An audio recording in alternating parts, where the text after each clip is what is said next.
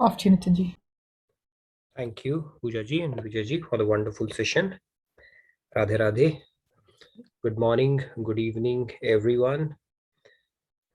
Hope you're having a wonderful start to your day. We have a new co-host today. So it's my extreme pleasure to introduce our new co-host today. Amitavanishi, are you there? Are you able to hear me all right? Yes, Nitinji, I'm here. Yes. All right, I'll let you do the honors and then we will get started. Sure.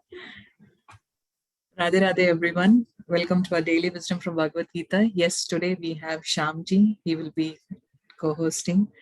Welcome, Shyamji. Thank you so much for the seva. Radhe Radhe. Thank you so much for the honors. Thank you. Welcome, Shyamji, for the Seva world. Glad to have you as a co-host. And thank you, Amritavani for passing on the baton to Shyamji for today. All right, so welcome everybody. Good morning, good evening. We'll get started with our opening prayers. Today we'll pick up a topic for discussion. Today it's a very interesting topic, and it's one of those phobias that we are all afflicted with. And I can bet you 80%, at least 90% of the people won't know what that phobia is called. Okay, I'm going to put my stake on it. We have a bit of a discussion, but then we will provide a context of Bhagavad Gita to that. Even though the shloka that I have picked up for today, it usually ties with this concept basically, because where we put our thoughts for the majority of our lives. So we will take a reference from Bhagavad Gita and have that engaging conversation on this topic. Today's session is more around recap and picking up topics that aid us, assist us, help us in our spiritual journey. So like always, I will share my screen and then we will get started with our opening prayers. So let me share my screen. And if at any time, Shyamji or anybody, you feel the audio is breaking, do let me know. Okay. I hope that's not the case, but I'm just letting you know. Let me share my screen.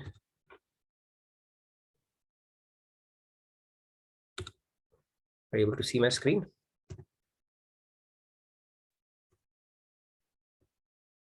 All right.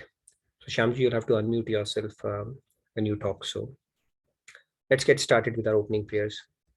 Gurur Brahma, Gurur Vishnu, Guru Devo Maheshwaraha, Guru Sakshat Parabrahma, Tasmai Shri Guruve Namaha. Vasudeva Sutam Devam Kamsa Chanuramardanam Devaki Paramanandam Krishnam Vande Jagadgurum Krishnam Vande Jagadgurum. Radhe Radhe. Again, a very warm good morning, good evening to all of you. So let's get started. So today we are going to talk about a topic in which this is something that constrains us or limits us from reaching our true potential, or actually leading a life that takes us closer to our real self, or closer to the script or the talent or the music that God has endowed us with. Right? There is a quotation which says that the unique abilities that God has given to each one of us is God's gift to us. And understanding that gift or realizing that music and ability to do that in this lifetime, and being able to do that, and if we can do it for the service of God, that is our gift back to him. So just the ability of understanding what is our ability, what are we good at, what is the music, that ability to listen to that itself is a big deal. And for most part of our lives, we are not able to reach to that zenith potential, peak, whatever or pinnacle of our abilities, because of this phobia that drives us. It's there at the back of our mind in all of us, could be to varying degrees, but it is there. And that is what we are going to look at. So as you look at it, We have the potential of being a tiger, but then you see what we end up becoming in our lives. That is the story of our life for most part. And very few people are able to actually get to that music. So this fear, as you can see, it constrains us from realizing our true potential, both spiritually as well as materially. Now, spiritually, obviously, as you start gaining spiritual awakening, this thing starts subsiding. But from a material standpoint, this highly limits our potential. And if we continue to live that and harbor that in our mind, let it dwell in our mind, then obviously the growth potential that we have on the spiritual side can also get capped, because it forces us to lead an artificial life, putting on a face, because of whatever we have construct that we have mind has created around us for us. Okay, it's our own reality, may or may not have anything to do with the the objective reality around it. So let's talk about this topic, and I'll like to introduce a shloka, and we will take a bit of a reference from the shloka to get this discussion going. So I'll recite it, and if any one of you feels comfortable, because it's a new shloka, you may not even have a heads up on this is what we're going to discuss today, but if you feel confident enough, please feel free to recite. After that, we'll pick up a few hands and then we'll get into the discussion. Sankalp prabhavan kamans त्यक्त्वा सर्वान् शेषतः मनसेवेन्द्रियग्रामम् विनियम्य समन्ततः शनैः शनैरुपरमेद बुद्ध्या धृतिगृहीतया आत्मसंस्थं मनः कृत्वा न किंचिदपि चिन्तये. Anybody who wants to go for it? There are a couple of them. Yes, please. All right, we'll take half a dozen real quick, no more than that. And yesterday, my memory serves me well. Shamji and Lakshmiji, we could not pick them up today. So if you have raised your hand, we'll give you the right of first refusal. But since you haven't, Lakshmiji has. So Lakshmiji, you can go first. Shamji, you can call it. It's your prerogative entirely. But we can start with Lakshmiji. She didn't get a chance yesterday. Please unmute yourself and. Not able to do that. Okay, you are able to do it. I can. Yeah. Now I'm able. Radhe Radhe, everyone. Radhe Radhe. Yeah, it's a difficult. Hope I'll do better. No worries. Go for it. Sankalpa prabhavan kaman stayitva sarvan asheshataha manasaivendriya gramam viniyamya samantataha शैनः शनैरुपरमेत् बुद्ध्या धृतिगृहीतया आत्मसन्तामना कृत्वा न किञ्चित् अपि चिन्तयत्. Wonderful. Thank you. Lakshmi, for the first time, it was really well attempted. The first one, Sankal Prabhav Kamans. That's one word if you say, and then Tyaktva Sarvana Sheshata, then that meter would go fine. But really well done. Thank you. All right, I can see a few more new hands. By the way, Ashutosh ji, Chandru ji, and Aarti ji, if you are there, it was really good to see you in SMX session today. Let's pick up the next one. Shamji, you may want to call out next one. Sumesh ji, you can go ahead, please. Radhe Radhe. Radhe Radhe, Sumesh ji. Radhe Radhe Nitin ji, Radhe Radhe everyone. Sankalpa prabhavan kamans tayaktva sarvan seshataha manasevendriya gramam viniyamya samantataha sanay ruparmedha buddhya dhriti grihitaya आत्मसंस्थं मनः कृत्वा न किञ्चिदपि चिन्तयेत्. Very nice. Radhe Radhe. Radhe Radhe. Let's pick maybe few more hands and then we can proceed. Shyamji. Vandana ji, go ahead, please. Radhe Radhe. Vandana ji. Radhe Radhe, Vandana ji.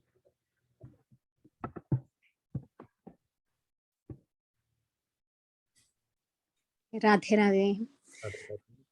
सङ्कल्पप्रभवान् कामान् त्यक्त्वा सर्वान् शेषतः मनसैवेन्द्रियग्रामं विनियम्य समन्ततः शनैः शनैरुपरमेत् बुद्ध्या धृतिगृहीतया आत्मसंस्थं मनः कृत्वा न किञ्चिदपि चिन्तयेत्. Very nice, beautiful, Vandana ji. It was just like a flow of a river. So seamless, so flawless. Thank you very much.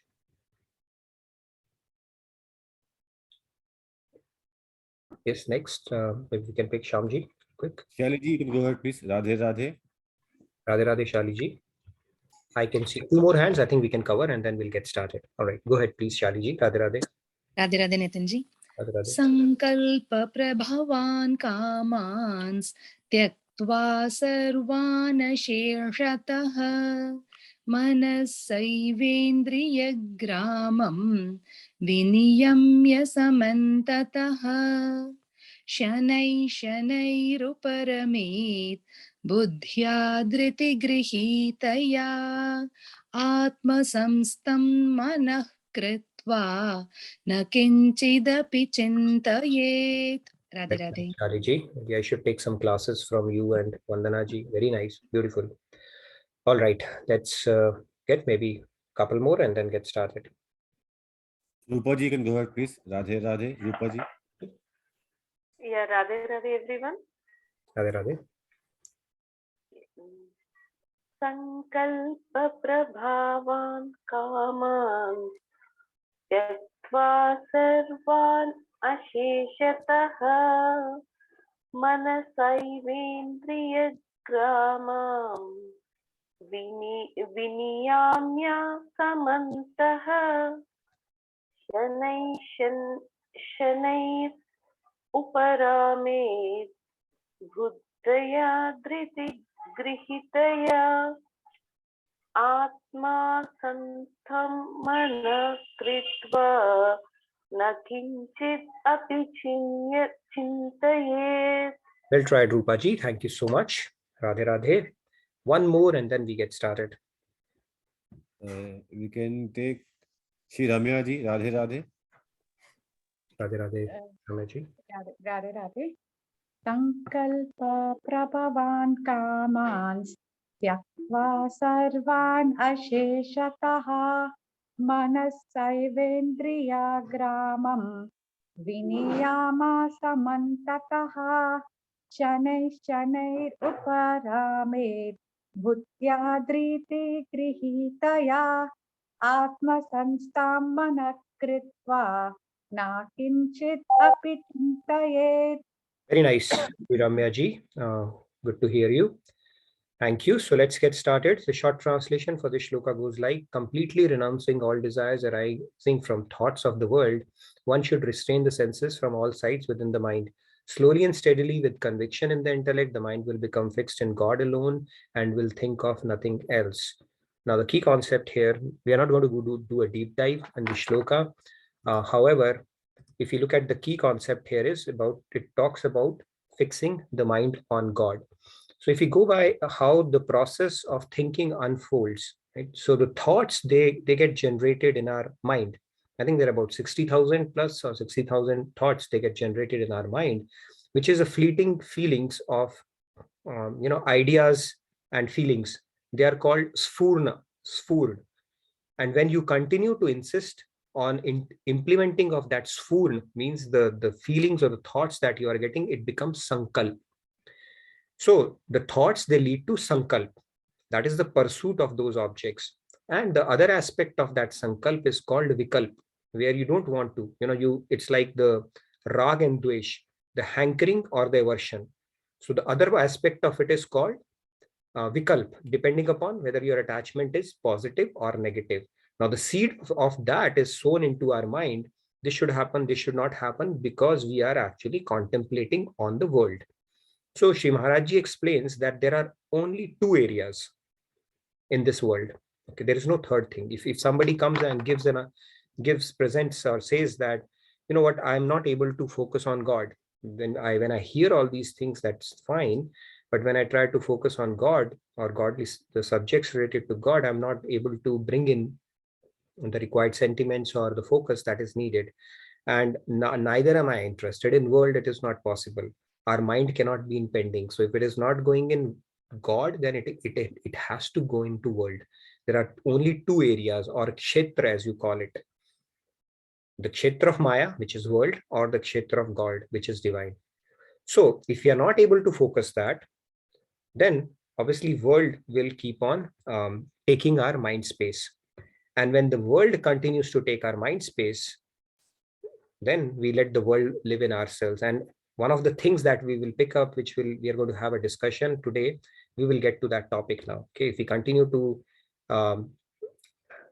giving priority to the world in our minds without replacing, substituting it with God, at least incrementally, then we will fall trap to this, which invariably all of us can relate to. So let's look at this concept. So let's say this is a vessel, our mind, which has the world, the color of world filled in it completely. Now what spirituality says is you replace it with milk. So if you have water, right, and like if you have water and you have to replace it with milk, what do? You start emptying the water and you start filling it with milk. And when you replace water with milk, that essentially is analogy that you start replacing the world which is there in our mind all the times. At least 24 hours, if we subtract the part when we sleep or do some activity where we are really focused, if we take out the sleep part, the other parts, the world should start getting substituted with God. That is why 2.47 is a beautiful shloka, because 80% of our lives will be related to the works that we do, either professionally or any other activity, or it would entail some kind of an interaction with people.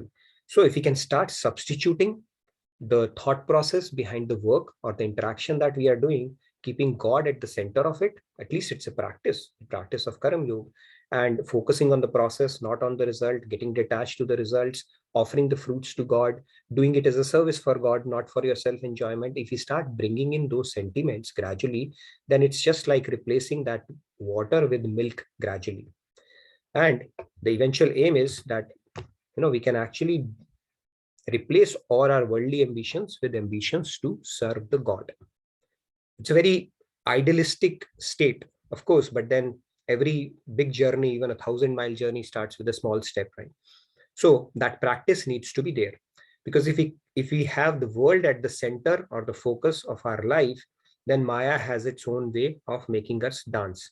And we will see it through a story where what people around us are dictating, knowingly, unknowingly, consciously, subconsciously, voluntarily, involuntarily, we are actually dictated a lot by what people are thinking or talking about us. And that is what we're going to discuss. So let's look at this concept through a story. So once upon a time, it's a tale of a befuddled donkey. It's called Monkey and Donkey. Okay, I always used to get confused between these two. So it's a tale of a befuddled donkey. So here's a donkey and here's a couple who are going around with this donkey. So what happens is, when they are walking around with this donkey in a town or the street of their town, people started saying, look at these fools walking when there is a donkey to ride on. So they are riding alongside the donkey, and people are started talking about it. And who are these people? Let's look at it. You'll be able to relate to these people. Okay, these are those 4 people that we are generally concerned about. They are those 4 log. So apparently it was disconcerting for this couple. So they thought, okay, let's do some improvisation. And both of them got on donkey. They sat on the donkey because that's what people thought they should be doing, because they thought these are fools, and that's what they heard people talking about them. Now guess what happens? Now these people, they said, how inhuman of these two, poor donkey. Now they started sympathizing with the donkey. And if one of these 4 log or 4 people was a animal PETA enthusiast, I think they probably called up somebody, Menaka Gandhi or somebody as well, that they are causing some kind of a misery to a poor animal, and that is unacceptable. So then this couple, it's trying to improvise. Of course, it wants to keep these people happy. So then it improvises further. And what happens is the lady stays on the back of the donkey, and the guy gets off. Said, let's do that. However, these people are not that yet done. So then they say, how inconsiderate of the lady, making her husband walk. What kind of a lady she is. Happily sitting on the animal, and it's like his husband is walking as if he's his servant. So then obviously it was disconcerting for the lady, and they said, okay, let's improvise. They swapped their positions. Now the guy sits on the donkey and the lady starts walking besides him. But these people are not yet done. They said, how unchivalrous, right? Chivalry is a great virtue associated, especially in the Western world. Orientals, at least I was new to this concept. I cannot paint it with a broader brush, but yeah, it's like opening a door for the lady and all. These are all good virtues. So people say that how unchivalrous, this guy unchivalrous, so it's just happily sitting on the donkey and making the poor lady walk. I mean, this is just not acceptable. So finally, as you can see, these people, they decide that, okay, let us continue to walk like we were and carry the donkey on our head. Okay, so this whole thing has flipped now. The donkey was walking and they were walking besides him, and now they have started carrying the donkey on their head. So then these people are saying, they came with this beautiful quotation. They said, this world would have been a boring place to live in if there were no stupidity around. So they started off as a fool and ended up becoming a stupid. So they completed a full circle. So when we have worldly ambitions, especially ambitions that we are trying to live up to for people around and getting dictated by what they think we should be doing, this kind of story can unfold, which brings us to our topic of discussion today. Any thoughts on this before we get into that? I have posed a question and wanted to have a bit of a discussion on that. Anybody who has any thoughts on this one? I wanted to share something on their own. I can see a couple of hands already. Yes. Shikha ji, please go ahead. Radhe Radhe. Radhe Radhe, Shikha ji. Radhe Radhe ji, thank you. Radhe Radhe. Well, this is a beautiful story, Nitin ji, amazing. I mean, it's like, it happens that we all somewhere face that situation that, we want to do something, or we always feel that, people around us gonna judge us. So no matter what you do, people still have to judge. And we also come in the category of those people, though, sometimes. But I think we just got to do what we have to do instead of thinking much about the people, and just think about our happiness, and think that whatever we are doing, we're doing it with good intention. And today I was attending the session before this at 7:30. So Swamiji had said that be good, do good, and feel good. So I think that's the mantra for today and for forever. So thank you so much. No worries. Yeah, I think that's good. So the mantra to feel happiness, we all want to feel happy. We all want to feel that whatever we are doing is making difference somewhere. And then the only way to do that, like Swamiji so beautifully has articulated, that you be good, you do good, and then you feel good. This is the process of doing that. And then all these concepts about that, we'll get deeper into that later. But yeah, beautifully summed it up, Shikha ji. Let's hear from other participants as well. Thanks for your insights, like always. Okay, few other hands. Sunil ji. Yes, Sunit ji, Radhe Radhe. Radhe Radhe, Nitin ji. Here I want to add one thing, that I'm telling you from my own experience, in our society, there are, I think, 2000 people are living in this society. So I am the only person, I am 50. Still, I love to play badminton. Still, I love to play tennis. Still, I go for cycling. When I see nobody in the society, sometimes people do not come and say to us. Sometimes what happens, I start telling myself, Sunit, nobody is playing of your age. Nobody is doing badminton. Nobody is going tennis. Nobody is doing bicycle. Nowadays it is happening. We ourselves tell these stories too. So after attending this session, now I do not worry about people. I do whatever I want to do. Radhe Radhe Nitinji. Radhe Radhe Suriji, it's a good segue basically to pose the questions that we have. We'll go into a little deeper into that concept as well. Very true. And it is because of the conditioning of our mind.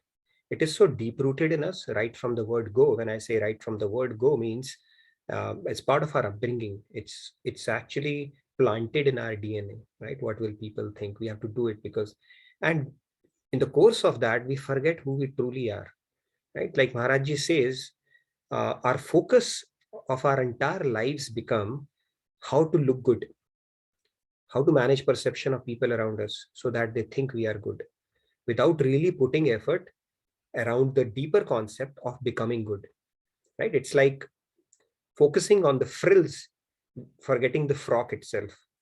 So our endeavors are about putting on a face, putting on a behavior, putting on an attitude which is palatable to people around us so that we are called good. We come across as good. People say good things about us. They respect us. They talk about us in a highlight, as opposed to truly working on ourselves where we become good. We really don't have to put on anything. So that is where that paradigm shift needs to happen from a spiritual standpoint. And that's why, because we are conditioned, so conditioned to look good and to please everything around us. This is what our relatives say, this is what people say, this is what neighbor says, this is what neighbor's son does. So this conditioning is so deep rooted that we need to reverse over a period of time. Quite a few other hands raised. Let's take a few and then we'll get into the discussion. I'm sure when we get into the questions, we'll have much more insights that will come out from this discussion. Let's hear. Shyamji, you can pick up somebody else as well. Akshita ji, you can unmute yourself. Radhe Radhe. Radhe Radhe. Akshita ji. Nitinji. My concern is I feel that somewhere the people are talking, if we are aware of it, it somewhere it acts as a threshold. So it will avoid us by doing not doing any negative things. Sure. For example, somewhere I heard it, somewhere the lajja is very important. We have to feel that what people will think so that we'll not do much bad or much negative things or will somewhere it will controls us. Yep. So, for example, I want to theft something. So I feel, okay, people will say something, they will do something, something like that. It avoids us also. Yes. So there are two folds and we have to be very careful of what we are thinking and what we are doing. We should be very much aware of those things. That's Very what true. Very true. And that is something, one of the things that I have put in our answer choices as well. And we'll see how many can actually relate to that answer choice and how we can actually utilize it. And you can call upon some of the experiences, because if we have a free hit or a blank check in life, we can abuse it, right? With power comes responsibility, and the checks and balances, in a way, part of it might be all right, because since our mind knows there are some checks and balances in place, then based on the society that we live in, it might actually be beneficial in some cases as well. Very valid point. Thank you so much for that. Okay. Let's hear from other participants. Padma ji, Radhe Radhe. Radhe Radhe, Padma ji.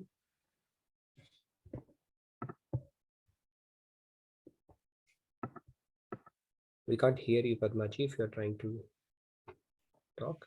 Or maybe it's a good... Are you able to unmute yourself? I'll try to unmute you. Okay, you are unmuted now. Now I'm unmuted. Yes. So I'll expand this on the portal because we are still coming back to the question at the very end. Fear is, whether spiritually or materialistically, it is supposed to be a defense mechanism to guard us from doing something wrong. Right. But over a period of time, we have conditioned ourselves to do it in a way that we do something wrong and we are fearful of our own actions. When we seriously think about this, we are not fearful of the self, but we are fearful of the actions that we do that comes from our mind. That is number one thing. And in the society, we are so conditioned to think and accept that we have to go along to get along. Whoever that person is, whether it is your spouse or children or mother or whatever, we're so conditioned to think that we have to go along to get along, because we want to be in their good books. Even expectations as parents, even without knowing, we do that to our kids also, because we make them think that they have to go along with us because they need to get along with us. Only a healthy relationship where it's open, that they can speak out what their mind is saying, and then we are giving them some tools to work on those things. This polarity will always be there when we are conditioning ourselves, and we're conditioning the next generation that you have to get along with me because you have, go along with me because you have to get along with me. That is the number 2 thing I feel, in my own experience. Number 3 thing, culturally, whenever we say, we throw a statement, oh, you know what, I will do whatever I want, that is referred as, or that is judged as being selfish. And we are afraid of that. When people call us selfish, we are afraid of that. So those are the 3 things. I have other things, but I just put it in the portal. Sure, we have to go along so that we can get along. Beautiful point. In fact, you touched upon a very, very relevant point, which is related to being fearless, right? So if you refer to, if you may want to jump out and see that, maybe it can have a discussion on its own. Chapter 16, verse 1 to 3. That basically talks about, see, any moral science stuff that we have discussed in our childhood or gone through any book, that entire thing is covered in this shloka. Okay, there are 26 qualities of saintly people that God has given. So it says that abhayam sattva sanchuddhi jnana yoga vivasthiti. So it starts with abhayam. Abhayam means fearless. That ability to be fearless, not carrying that baggage. Fearless does not mean that we become foolhardy, we become ignorant, we are not able to appreciate the risk around it. It basically means just get rid of that baggage that you carry for no reason. Have faith in me and go full steam with your what you think you are good at. Your sankalp needs to be really strong. Why does the problem happen? Even if you look at read the book called Sign, or some of the Western literature around it, it is said that when you really put your thought, mind, and energy to something, the entire universe, it conspires to actually make it happen. That is the power of a proper sankalpa. So we are not Satya Sankalpa, God is Satya Sankalpa. God doesn't have to do a lot of activity to get something done. He simply thinks and it happens. But our Sankalpas are weak. That is because of fears, anxieties, self-doubts, opinions from people. A lot of those factors play into that. So even an English quotation says that if you think you can or you think you cannot, in both cases you are right. That's because your sankalp, if it is weak, will not be able to achieve that. And that fear needs to be overcome. That fear, especially that self-doubt, that dilution of our sankalp because of what people, what our surrounding, what our relatives, or so many people are telling us. Obviously, checks and balances are needed. We'll get into that. But that irrational fear that we create in our mind, that needs to be systematically tackled. And when we increase our spiritual quotient, when we increase our spiritual strength, that resilience will start coming in, and it is one of the things you can start experiencing as we progress on this path. At least I can vouch for that. At least I've become better than how it used to be previously. Yes, I can see one more hand. Let's hear from Preeti ji. It's a long time after hear you, Preeti ji, so welcome back. Radhe Radhe, can you hear me, Nitin ji? Yes, we can hear you, Preeti ji. Very nice. So thank you for the kind words. I would just like to say, we were just discussing fear. So there is this psychologist, Brene Brown. She's based out of Dallas once again. So she talks about vulnerability. The minute you have the courage to be vulnerable, all other things fall away. The second thing I would like to say is, these char log, they're really meaningful. They don't reside externally. They reside even internally within us. We have a self-doubt which is always, popping its head up. Sometimes it doesn't even allow us to do good things or right things. Yes, one. And thirdly, not very important, but any Bollywood film lover here, kuch to log kahenge, logo ka kaam hai kehna. Yeah. Thank you. Radhe Radhe. Great points. I think very deep insights. PTG, I'm sure we're going to come back to these as we tackle some of these questions. The song that you said, Bollywood song, right? This quotation came up during IPL as well. I think Dhoni's wife also put that when I think they were criticized for something related to. So yeah, that's something I could connect to. So thank you for bringing that out as well. Yes, it's like no matter what you do, you will always have opinions, and there is no opinion, no statement, no view which cannot have a counter opinion, counter statement, or a counter view, right? So if you start picking up those battles, it's a never ending exercise, because for everything there can be a counter. Anybody can create a counter, right? No accountability, you just have to create a counter. That's about it. Great point. Thank you, PTG. And do we have any more? Okay, I can see a couple of hands. So I think maybe yes, Kumarji, we can quickly hear, and it might be a good segue to get into, we can pick up Kumarji and Samji to get into the questions that I posed in, and I'm sure we can have a little more discussion around that as well. And Kumarji, Samji, you can contribute when we pick up this question. So this is what we are talking about here. What will people think about me? This is what is important for my self-esteem and validation. Okay, I would like to really hear from people if they can relate to any of this. Right? I can relate to quite a few of these as I was growing up, and even now probably might be to a varying degree, but it is there. Then after all, it is in people's perception about us that defines our stature in society. We are a social animal, so we lay a lot of emphasis and give a lot of weightage to people's perception about us or what they will think, especially our relative and a lot of people that really matter to us. The third one is one of the important yardsticks of a respectful life. Okay, maybe there's some other option as well. And what people think about my business is none of my business. Okay, there's the fourth one I put in. And interestingly, I don't know how many of you know, this is a word I came across a few days back only. So this phenomena is actually called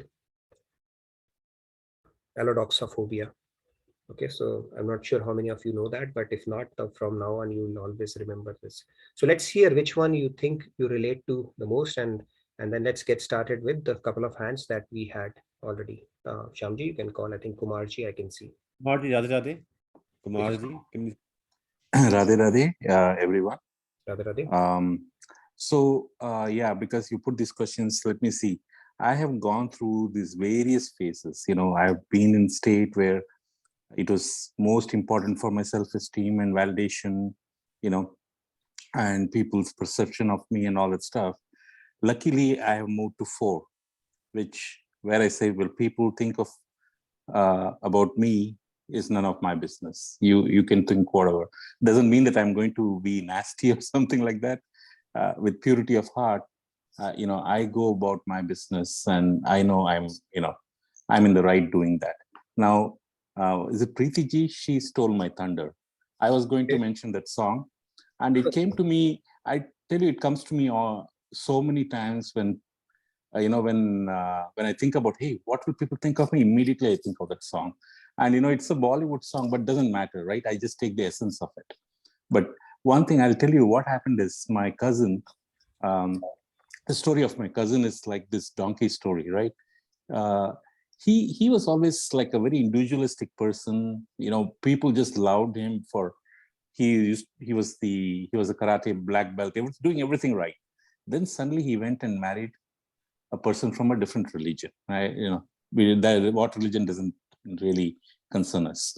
Mm-hmm. When he did that, one day I saw my mother crying at my home. Okay, this is my cousin. Okay, and she was crying. I said, "Mom, what are you crying?" And she said, "Oh, you know what? This cousin." I said, "Yeah, what happened to him? He married this person, right? Okay. What's the problem? She's a different religion." I said, "So what?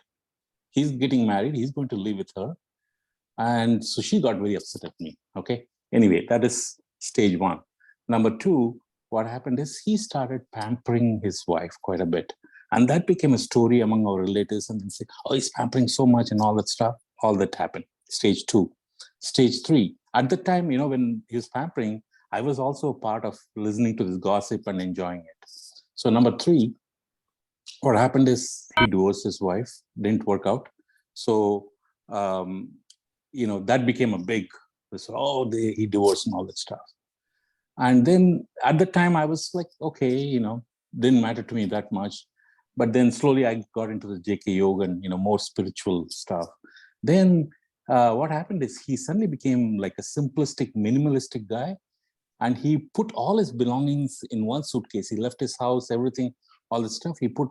And then he went to Tiruvannamalai in Tamil Nadu. And he became like almost like a monk. Okay. And people started mocking him for that. And I'm like, that time I said, you know what? Hey, wait, you guys made fun of him when he was, pampering. Now he's doing something which is spiritual. How come? And of course, my relatives did not like me for that, but I had to tell them that, stop mocking him. So anything he did became a problem of discussion and people will not stop at it. Now, of course, I was also on the same stage trying to please people, a people pleaser and all that stuff. It didn't help me. So at the end, of course, I'm in stage 4 and whenever I have this, I think of the Bollywood song in memory. So thanks so much, Radhe Radhe. Thank you, Kumarji, for bringing out that story, the real story. And that's exactly how it happens. We'll always have opinions about no matter what we do. Obviously, it's, if I put in that, it can happen as help as a checkpoint, but then there will be very few people who are truly your well-wishers and who will give you a reality check around that, right? Typically, they're also trying to serve their own interest through you as well, because they have their own perceptions about how, you should look like or do that. But yeah, it's a great discussion around it. But the point here is, how do we build that immunity? It's like building that muscle so that you can carry that weight. And how do we do that? Maybe somebody can touch upon that as well. Quite a few other hands. Let's hear from participants. I saw Samji. Yeah. Let's Samji, hear Radhe Radhe. Jyotiji, and I think I saw Shikhaji as well. So let's continue this discussion. Yes, Samji, please go ahead. Radhe Radhe, I think what I was to say, the same thing, thing. कुछ तो लोग कहेंगे, लोगों का काम है कहना, छोड़ो बेकार की बातों को, से उससे क्या लेना. So just put your mind into the good things towards the God and many other good things. That's the alternative. People will keep on saying no matter what you say, like the donkey story, same thing. Preeti ji and Kumar ji already told the same thing. I was thinking the same thing anyway. Radhe Radhe. Great point, Samji. Very true. And if there is no escape from it, actually, if you think about it, because if we continue to dwell upon the world for majority part of our lives, these things there's no escape from it at all. So it needs to be systematically replaced or substituted by something higher.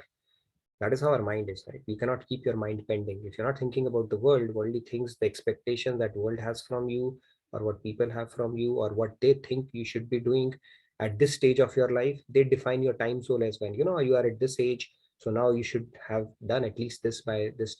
So if we keep on doing that, there are only two ways. Either you have so much of spiritual strength, resilience that you have built with the proper knowledge, or you keep playing to the tune of the game that is anyway by default we are playing.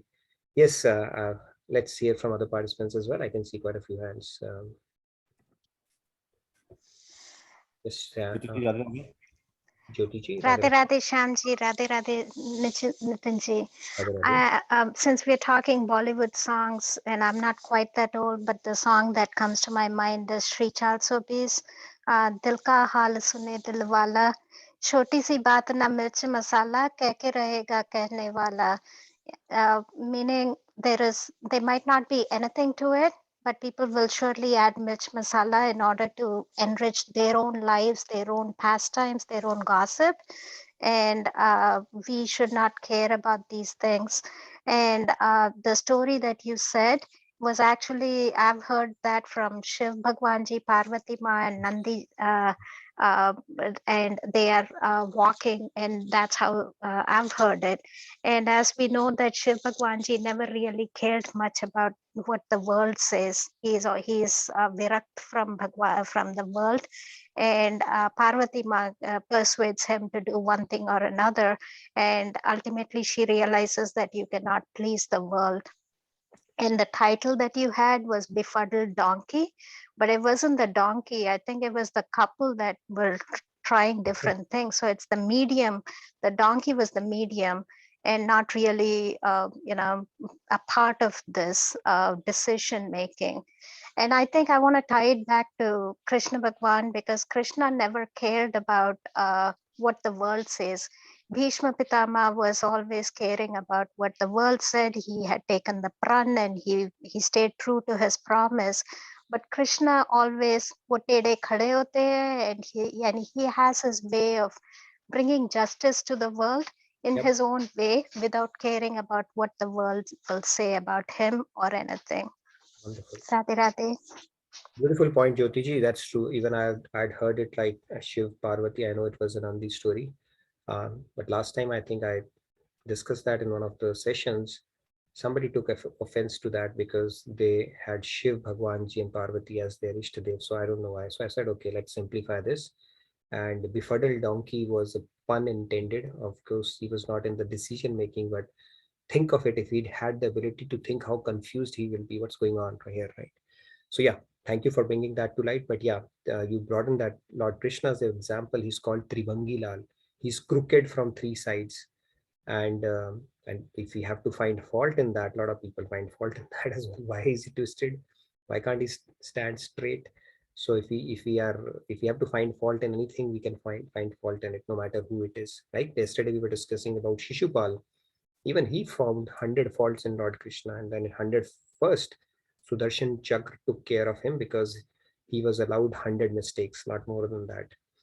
Great point. Good to hear from you always, Jyoti. Let's hear from other participants. Great discussion. Smitaji, Radhe. Smitaji, can you hear me? Smitaji. Smitaji. Radhe Radhe, everyone. Radhe. I wanted to say, you said how we can avoid it. Mm-hmm. So how to avoid it? That's the key. Yeah. How can we avoid it? So I was going to talk about, I mean, many times when we are driving, we see at the Four Cross Road, some beggar are standing with a brown pepper asking for some money or something, you know, for help, that they have lost their job or they are hungry and all that. And many times they pass by our by the car window, and we don't give them. They just say thank you. So I think, I mean, even when during the Christmas time, there are a lot of Salvation Army people standing in near different departmental stores, and they ring the bell and they ask for money. And if we say no, sorry, I don't have change or whatever, they say thank you. So I mean, when we can't take anything or we don't agree with it, rather than getting into an argument or saying anything, we can just say thank you for your advice, we'll look into it. Yep. And move on. And then, I mean, get on with your belief and with your own values. We don't have to really get into agreeing or not agreeing. Yes. That's my perspective. I don't know. I mean, yeah, that's very true. Great point you brought up, actually. So there is an example Swamiji gives, that when the eagle, it starts getting, the crows start coming near it and try to, engage the eagle doesn't pay too much attention to, fighting with each one of those. It simply rises above them in the sky where they cannot. So you raise your level as opposed to picking up that argument or with this anybody. Another thing that it brings to the fore is that even if you look at the religious fanaticism, that actually gets brought in because the message gets distorted over a period of time. Right? People do gossip, they talk about it, and then the message, that purity of that message starts diminishing. And that's what Lord Krishna spoke about in the first shloka of 4th chapter, where he says when the message, that chain is broken of the true message, then he reestablishes it. Why does it happen? Because people with vested interest or their incorrect understand, they end up diluting the messages. And that is where you see a lot of religious fanaticism arising from. Even though all the religions, they propagate love, but most of the wars, they are fought on the name of religion itself. How does it happen? It's those people who, they just end up diluting it, or that message gets convoluted over a period of time. Great points. Thank you. Let's hear from other participants as well. Thank you, Smita ji. Radhe Radhe Shikha ji Radhe Radhe ji, thank you. Radhe Radhe, Shikha ji. Nitin ji, I just want to basically give an overview experience of mine instead of basically focusing on one question here. So I feel that, as in life, we go through certain stages, various stages when we are infant, and then, we're child, and then adolescent, and, maturity and everything. So for me, I feel that till the time I entered into spirituality, where I started knowing that everything, inside us, and the more we tap our potential by doing spiritual practices. Before that, I used to feel that, okay, there is just, something which takes care of our things. We don't have to do much.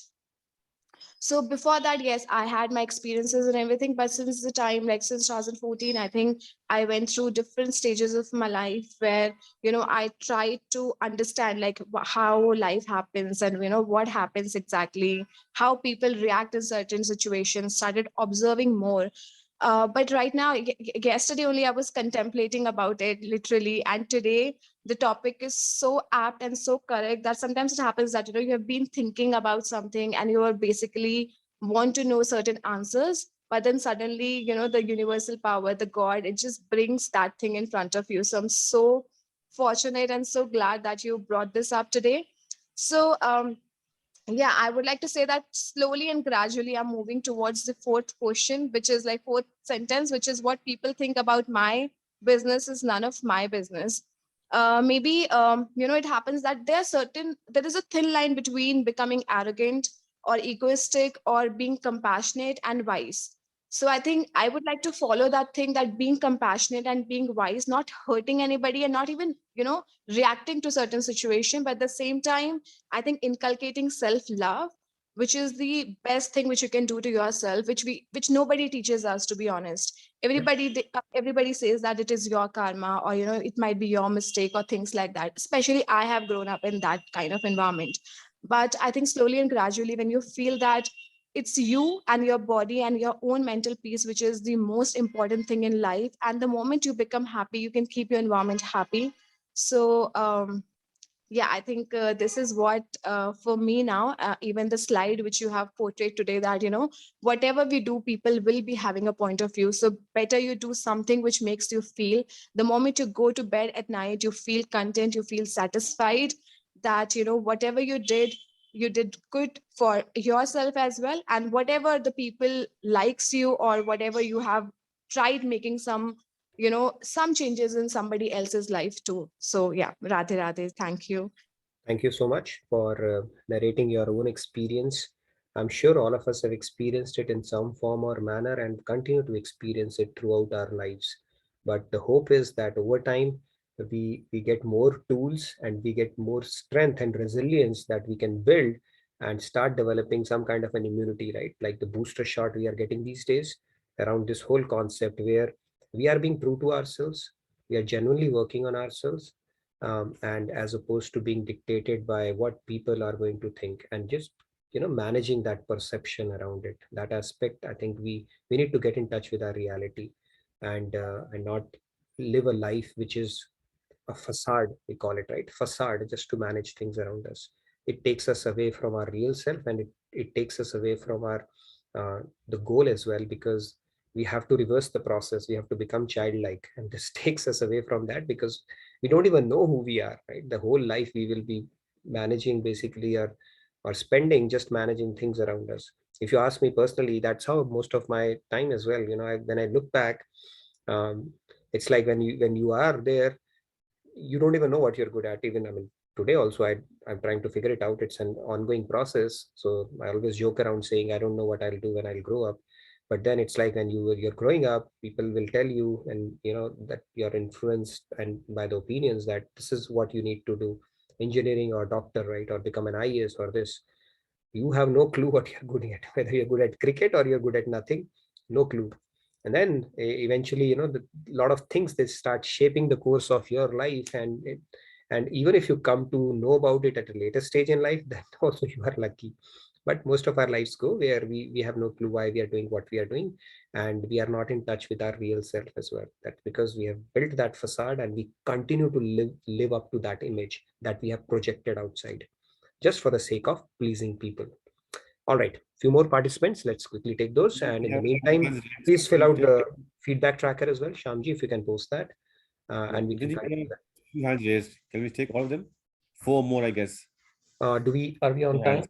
I think real quick, 4 minutes. 1 minute each, and we can continue this discussion on our portal. If you can limit yourself to 1 minute, that way we can cover everyone. And please fill out the feedback tracker in the meantime, if you can post that. Swati ji, please unmute yourself. Tomorrow we'll continue on 4.2 Shloka. So I look forward to another engaging conversation tomorrow. Yes, Swati ji, over to you.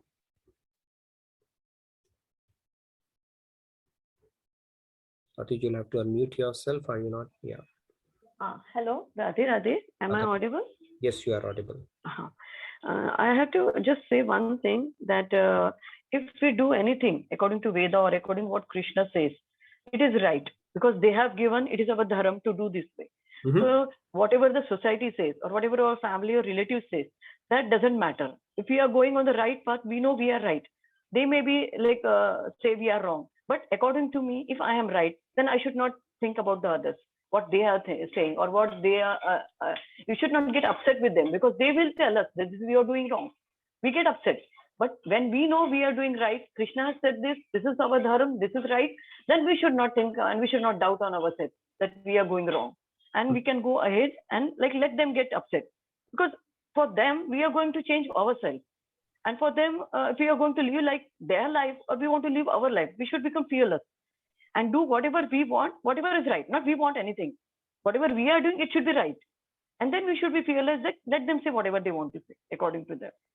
This I want to, and we should not feel regret for them that we are doing wrong because they are saying this is wrong, like that. Yes, Swati ji. I think, yeah, the two interesting points you brought in. Obviously, when we feel confident about where we are right, it has to be driven through a principle and not an opinion. And then when we do that, we have to still approach it with compassion, because we have to navigate people around us, right? So if we can do that and maintain that delicate balance, I don't know, there's no right or wrong answer around how we do that, but that's a great point. At least we need to have that conviction. And then how do we manage that with compassion around us is another topic of discussion for another day. But great point. If we are driven by a principle and not just an opinion, then we should have that self-belief and abhyam, like in 16th chapter, first shloka we spoke about. It's a great virtue to have. Be fearless, God is saying. That is a great quality to have. Thank you so much, Swati ji. I can see Champa ji and a couple of other hands, so maybe we can take. Seema ji, are you there? Seema ji, are you there? Yes, Seema ji. Let's quickly take all of them.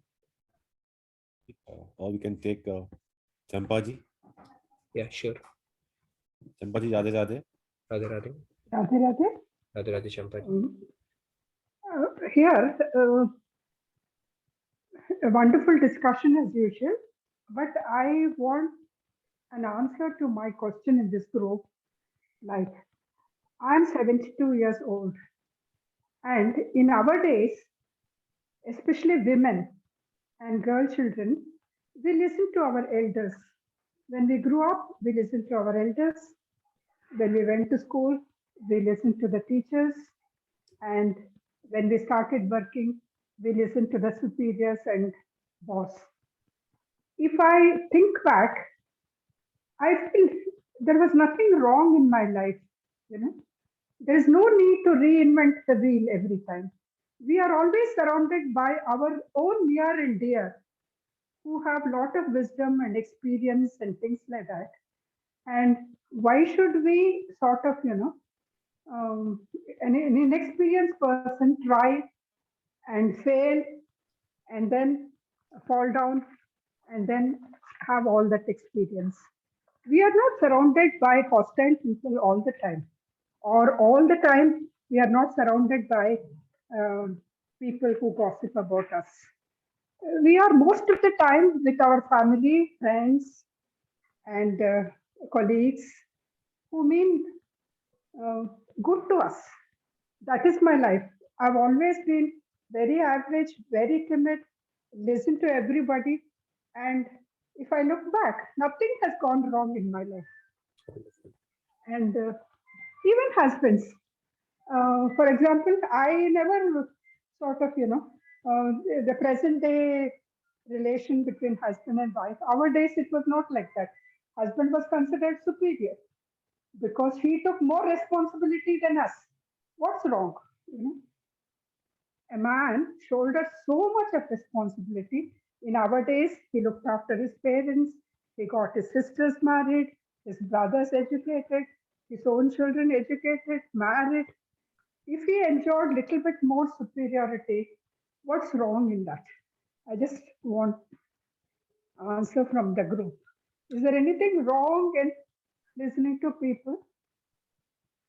I don't know. don't think. I think let people talk and give you an answer to that. I think Champaji, I think you've been extremely blessed to that sense that you have gotten favorable subjects around you which have actually shaped the journey of your life, and you feel they have contributed positively towards that, and possibly they have been instruments or catalysts towards you realizing your potential, which otherwise probably you might have felt, all the subjects were so aligned that it helped you evolve and grow.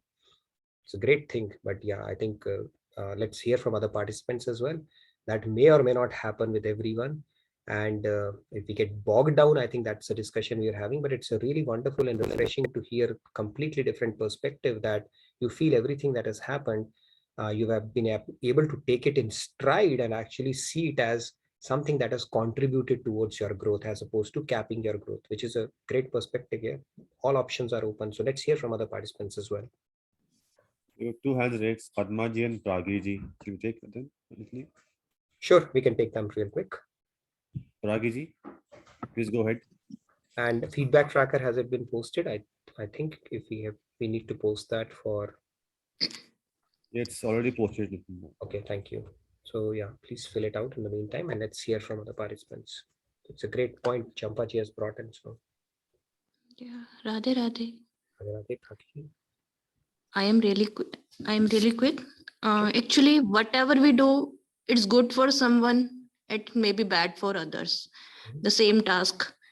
If we do 10 things good and one mistake, then people always remember our one mistake, not that 10 good things. Right? It's remind me of a one Hindi poem. Few lines, may I? Sure. तू अपनी खूबियां ढूंढ, कामियां निकालने के लिए तो लोग हैं ना. तू रखना है कदम तो आगे रख, पीछे खींचने के लिए लोग हैं ना. सपने देखने हैं तो ऊंचे देख, नीचा दिखाने के लिए लोग हैं ना.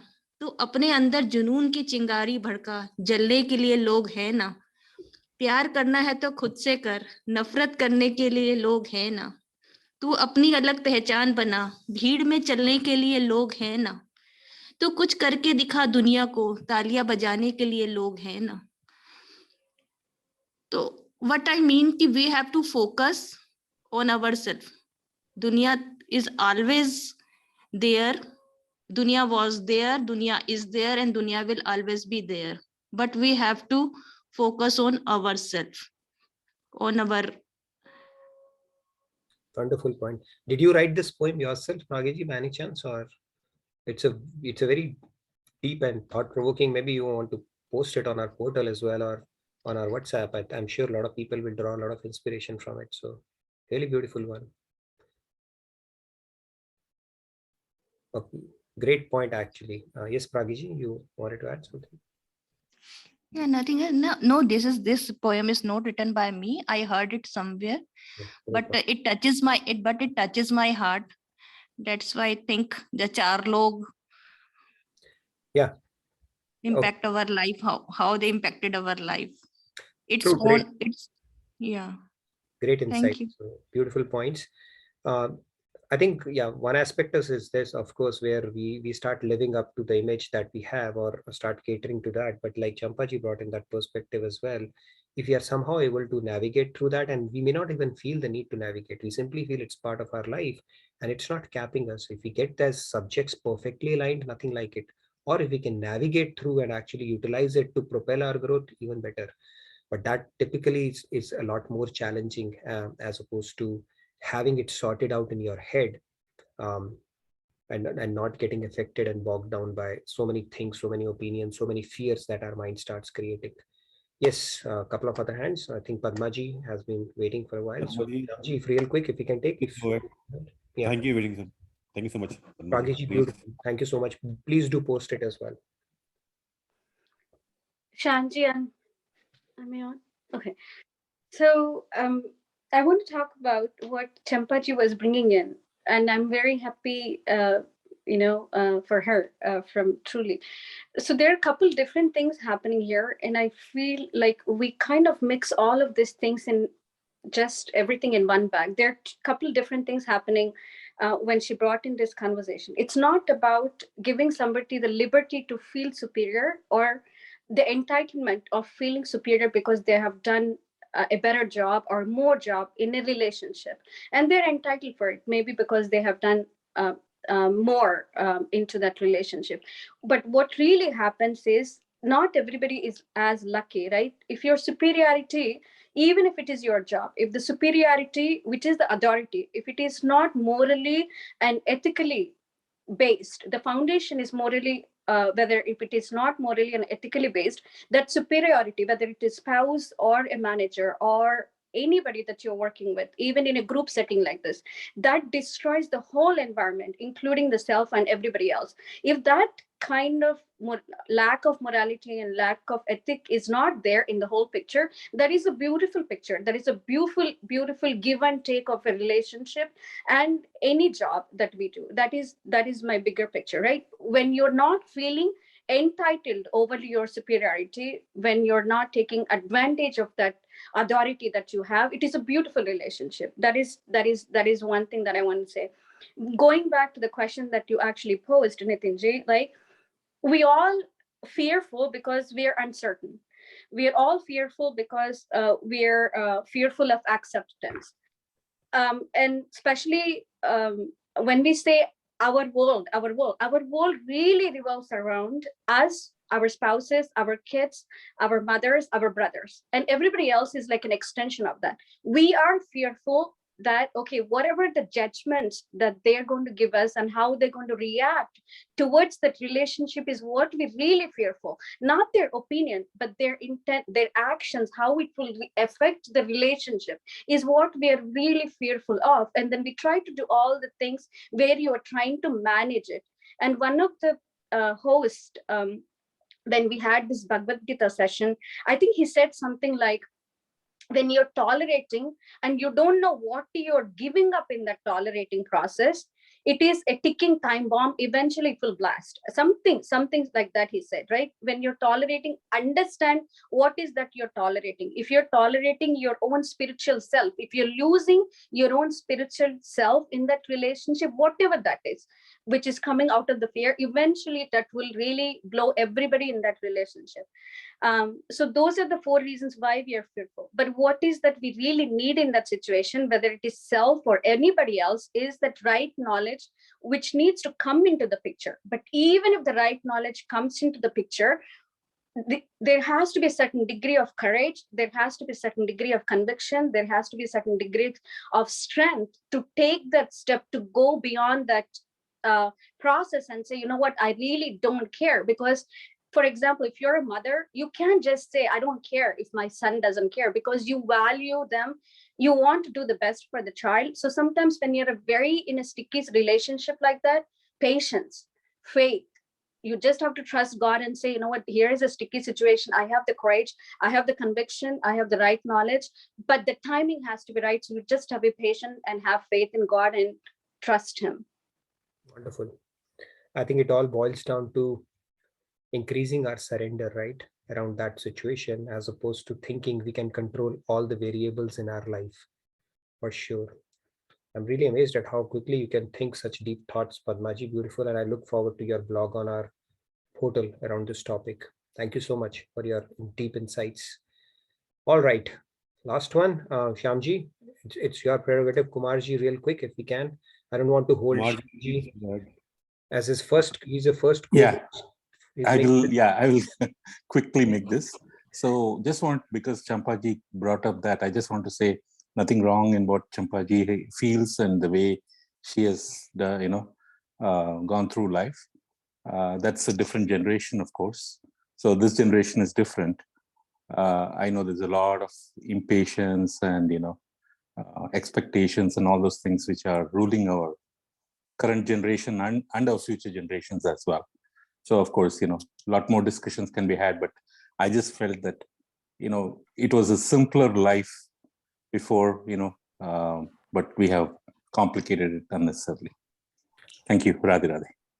True. I think, yeah, the clear point was, I think if the closer we are our self-awareness about our own self, what are we doing, why are we doing, the better off we are, because then we are, our odds of progressing spiritually and materially becomes very higher. And when we start putting on a facade, just because we are managing things and losing touch with our reality, and start focusing more on becoming good to make people happy, as opposed to genuinely working towards becoming good, then that will be counterproductive for our spiritual journey as well. And the Ramban, or the silver bullet that we have, if you look at all these concepts that we discuss, is when we start engaging our mind, bringing God into the mix, whether it's our work or our karam sannyas sadhana that we do, spending that 1 hour with God. Those are the things that will actually help us get better at everything, whether it's building that inner strength, whether it's that purity of mind, increasing our surrender, and eventually a stepping stone towards developing love for God. Great discussion. We'll continue on our Bhagavad Gita 4.2 tomorrow. Look forward to meeting you again tomorrow. Thank you again for your enthusiastic participation. We can do our closing prayers, and thank you, Shyamji, for playing the co-host today, and really good to have you as a co-host. So we have see, the common denominator in both the co-hosts is they are always smiling. Okay, so that always helps. Thank you so much. Radhe Radhe. Let's do our closing prayers for the day then. Om sarve bhavantu sukhinah, sarve santu niramaya, sarve bhadrani pashyantu, ma kaschit dukh bhag bhaved. Om Shanti Shanti Shanti. And if you feel inspired to do seva or get involved in any form or manner, please do write. We always have something, and we will enable a little seva for you based on your time, availability, and appetite. So do write. We always have a lot of stuff that we need help on. Thank you, everybody. Radhe Radhe, and have a wonderful, wonderful day and a great rest of your evening ahead. I'll see you tomorrow. Radhe Radhe. Shyamji, you wanted to say something? I see your hand up. Yes, Shyamji, please go ahead. Radhe Radhe. The first day is in Bhai, so I do not know. I missed out people. I missed few chats, so please excuse me for these all things. But it's a real tough job in Bhai. It's not an easy thing to go host. And now I can see Amrita ji does a fabulous job. I am nowhere close to it, but it is real takes sort of dedication and a lot of strength and a lot of what do you say, attentiveness. Thank you so much for the opportunity. Thank you. Sachin Tendulkar was born to play cricket. Lata Mangeshkar was born to sing. A.R. Rahman was born to give music. Amrita Vani ji was born for co-hosting. Okay, so that much I can tell you. It is a tough job. Trust you me. Radhe Radhe. Radhe Radhe. Thank you, everybody. Have a wonderful day. See you tomorrow. Thank you so much. Thank you, everyone. Radhe Radhe. Thank you, Shyamji. Thank you, everybody. Have a wonderful day.